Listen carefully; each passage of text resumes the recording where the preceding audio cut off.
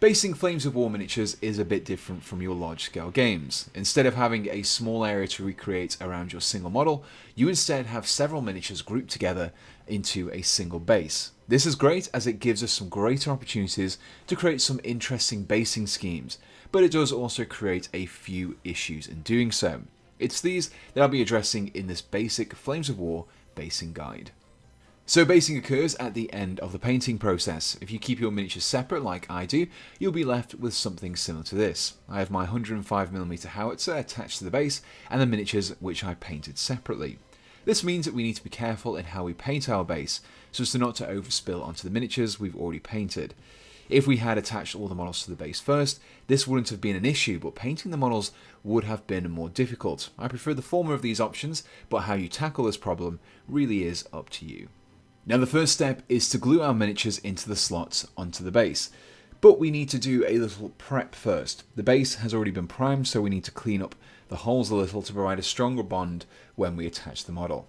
I'll be using a sharp knife to scrape away at the inside of the hole, creating a crosshatch appearance that the glue can flow into and get a stronger grip on.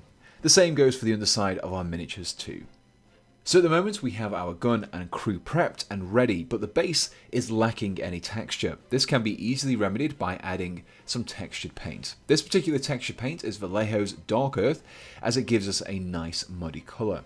Now some people prefer to use glue and fine sand for this kind of thing, but textured paint provides both the texture and the base colour at the same time. It also means we don't need to use a primer, which would be likely to cover over our already painted miniatures. Now we're applying our first layer without the crew, as this allows us to easily reach the areas around and beneath the gun without the crew getting in the way. Still, take care around the gun and the holes, and take care not to overspill into them. With the first layer of texture dry, we can add our crew. However, before you bring out your glue, do a dry run to ensure that you're happy with the placement and positioning of your miniatures. Once you are, then you can fix them into place with a little glue. I'm using super glue for this particular task. With our crew secured into place, we can help blend their bases into the rest of the textured paint. So bring out your Dark Earth once again and carefully apply it. When doing so, make sure you add it to a little thicker around the gaps between the larger and smaller bases to help smooth over them. Additionally, you will also need to fill in any unused slots of your base as well. After allowing your textured paint to dry fully for a few hours, you'll be left with a base similar to this. We want to really boost the texture in the next few steps, and we begin with a wash of Vallejo's Black Wash. I've watered down my mixture with a little water to ensure it more easily covers the texture and flows into those gaps. Once this is dried, the wash will have created darker areas of brown in the more recessed parts, creating the illusion of shading and boosting the overall level of detail. To further boost the detail and to add a little colour variation, we'll be dry brushing to apply some German Camo medium brown. Now dry brushing involves loading up a fairly large brush with some paint and removing some of the excess onto a tissue or a piece of paper until only a small amount of paint remains in the bristles. With your dry brush ready, drag it across the base. The paint will start to accumulate onto the raised areas, leaving the black only visible in the recesses. As you can see, this is a very quick and easy step to perform. To finish off the painting, you can then clean up the edge of the base with a layer of German Camo medium brown once again. The final step in creating our base is to add some static grass. This is great for creating the appearance that the gun crew have set up in a field somewhere in Normandy. For this step, you'll need to start with some glue. PVA or similar water-based glues are best for this.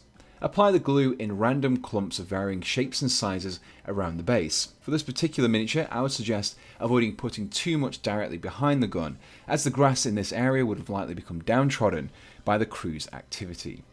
So once you've done this, take your base and lightly sprinkle a little brown static grass over the glue. We're not looking for complete coverage here. Instead, we want something to add a little variation to the colour of our grass. Once this has been done, you can then apply some green static grass.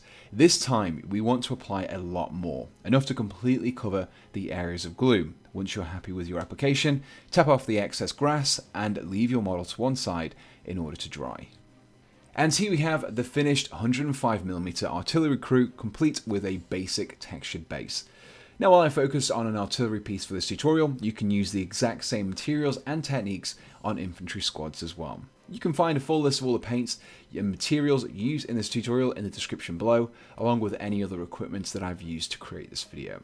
If you enjoyed this video, please do let me know in the comments below, and be sure to subscribe to be kept up to date with all of my latest videos. And so the only thing left to say is, thanks for watching, and goodbye.